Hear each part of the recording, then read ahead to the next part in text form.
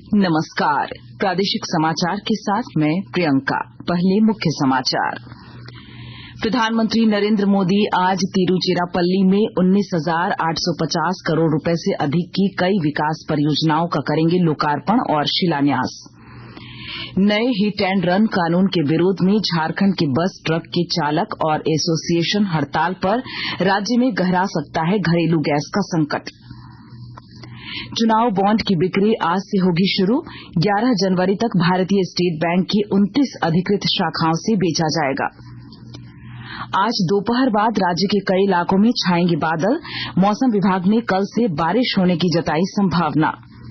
और रांची में 13 से 19 जनवरी तक होने वाले FIH हॉकी ओलंपिक क्वालीफायर की तैयारियां अंतिम चरण में। कल रांची पहुंचेंगी भारतीय महिला हॉकी टीम। और अब समाचार विस्तार से। प्रधानमंत्री नरेंद्र मोदी आज से तमिलनाडु और लक्षद्वीप के 2 दिन के दौरे पर रहेंगे। वे आज तमिलनाडु में तिरुचिरापल्ली पहुंचेंगे।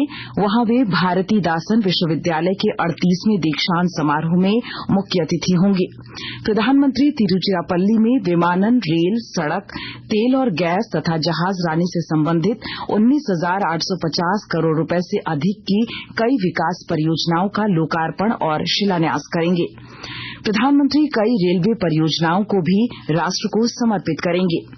इनमें 41.4 किलोमीटर का सेलम मैग्नेसाइट जंक्शन, ओमालूर मेत्तूर बांध खंड के दोहरीकरण की परियोजना शामिल है।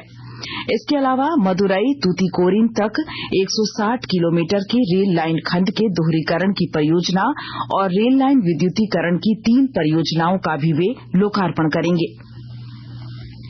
प्रधानमंत्री ने लोगों से आग्रह किया है कि वे नमो ऐप पर जन मन सर्वेक्षण में भाग लें और पिछले 10 वर्षों में हुई प्रगति के बारे में अपने विचार साझा करें। सोशल मीडिया पर एक पोस्ट में उन्होंने नागरिकों से कहा कि वे #जनमनसर्वे का इस्तेमाल करते हुए सीधे अपना फीडबैक उन्हें भेजें। नए हिट एंड रन कानून के विरोध में झारखंड के बस और ट्रक के चालक तथा इससे संबंधित एसोसिएशन 3 जनवरी तक हड़ताल पर चले गए हैं। इनकी हड़ताल पर जाने से राज्य में भी असर देखने को मिल रहा है। हड़ताल के कारण जमशेदपुर, बोकारो और बरही स्थित गैस बॉटलिंग प्लांट से घरेलू गैस सिलेंडर डीलरों तक नहीं पहुंच रहा है। इसकी वजह से पूरे राज्य में घरेलू गैस का संकट गहराने की संभावना है।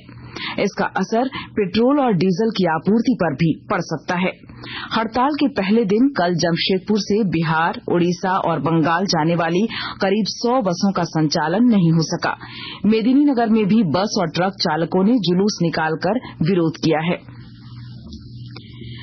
चुनाव बॉन्ड की बिक्री आज शुरू होगी। इन्हें 11 जनवरी तक भारतीय स्टेट बैंक की 29 अधिकृत शाखाओं से बेचा जाएगा। अधिकृत शाखाएं दिल्ली, हरियाणा, पंजाब, हिमाचल प्रदेश, जम्मू कश्मीर, उत्तराखंड, गुजरात, मध्य प्रदेश, राजस्थान, महाराष्ट्र, उत्तर प्रदेश, ओडिशा, बिहार और पश्चिम बंगाल में स्थित हैं। वित्त मंत्रालय ने एक वक्तव्य में कहा है कि इन बॉन्ड की बिक्री के 30वें चरण में स्टेट बैंक को चुनाव बॉन्ड जारी करने और उनके स्थान पर नकदी लौटाने के लिए अधिकृत किया गया है। झारखंड में गांडेय से झामुमो विधायक सरफराज अहमद के विधायकी से इस्तीफा देने के बाद सियासी सरगर्मी एक बार फिर बढ़ गई है। अब गांडेय विधानसभा सीट खाली हो गई है। सरफराज के इस्तीफे के बाद भाजपा सांसद निशिकांत दुबे ने कहा है कि कल्पना सोरेन मुख्यमंत्री बनेंगी। यह भी चर्चा है कि प्रवर्तन निदेशालय द्वारा हेमंत सोरेन के विरुद्ध अगर कोई कार्रवाई होती है तो झामुमो कल्पना सोरेन को नया नेता चुन सकता है और उन्हें सीएम पद की शपथ दिलाई जा सकती है। इधर इस्तीफा देने के बाद सरफराज अहमद ने कहा है कि उन्होंने राज्य हित में यह फैसला लिया है। आकाशवाणी के ताजा तरीन समाचारों के लिए आप हमारी वेबसाइट newsonair.com पर लॉग ऑन कर सकते हैं। ताजा समाचार X handle @AIR news alerts और Facebook page All India Radio News पर भी उपलब्ध है। आप प्रादेशिक समाचार एकांश के X handle @AIR news _Ranchi और फेसबुक, इंस्टाग्राम पेज तथा YouTube channel AIR news Ranchi पर भी हमारे बुलेटिन सुन सकते हैं। प्रादेशिक समाचार आप आकाशवाणी रांची से सुन रहे हैं। आज से राज्य के कई जिलों में बादल छाने की संभावना है। वहीं कल से कुछ इलाकों में बारिश हो सकती है। मौसम विभाग ने संभावना व्यक्त की है कि राज्य के अधिकांश इलाकों में सुबह से कोहरा और धुंध छाया रहेगा।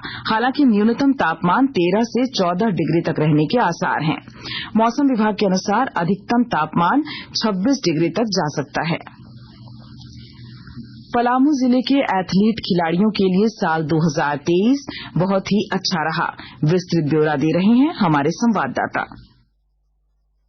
खत्म होता हुआ साल पलामू जिले के एथलीट खिलाड़ियों के लिए अच्छा रहा है। इस साल उन्होंने 10 राज्य राष्ट्रीय प्रतियोगिताओं में भाग लेते हुए कुल 46 पदकों को जीतने का कार्य किया। इन 46 पदकों में 19 स्वर्ण पदक, 12 रजत पदक और 15 कांस्य पदक शामिल हैं। पलामू के खेल पदाधिकारी उमेश लोहरा बताते हैं कि पलामू जिले में खेल प्रतिभाओं की कमी नहीं है। खासकर एथलेटिक्स में एक से बढ़कर एक खिलाड़ी हैं। उनकी पहचान कर उचित प्लेटफॉर्म देने की जरूरत है। उन्होंने उम्मीद जताई कि आने वाले साल में पलामू जिले के एथलेटिक्स खिलाड़ी और बेहतर प्रदर्शन करेंगे। जसप्रीत सिंह, आकाशवाणी समाचार, पलामू। रांची में 13 से 19 जनवरी तक आयोजित होने वाले FIH महिला हॉकी ओलंपिक क्वालीफायर की तैयारियां अंतिम चरण में हैं। हॉकी इंडिया और हॉकी झारखंड के संयुक्त तत्वाधान में होने वाले टूर्नामेंट में भारत समेत 8 देशों की टीमें भाग लेगी। टूर्नामेंट में भाग लेने के लिए कल से टीमों का रांची पहुंचना शुरू हो जाएगा। कल शाम 5 बजे भारतीय महिला हॉकी टीम रांची पहुंचेगी। वहीं 4 जनवरी को Italy, United state of America की टीम रांची आएगी। 6 जनवरी को चेक रिपब्लिक, जर्मनी, 7 जनवरी को जापान, चिली और न्यूजीलैंड की टीमें रांची पहुंचेंगी। प्रतियोगिता में भाग ले रही भारतीय टीम में झारखंड की 4 खिलाड़ियों को शामिल किया गया है। इनमें निक्की प्रधान, सलीमा टेटे, संगीता कुमारी और ब्यूटी डुंगडुंग शामिल हैं।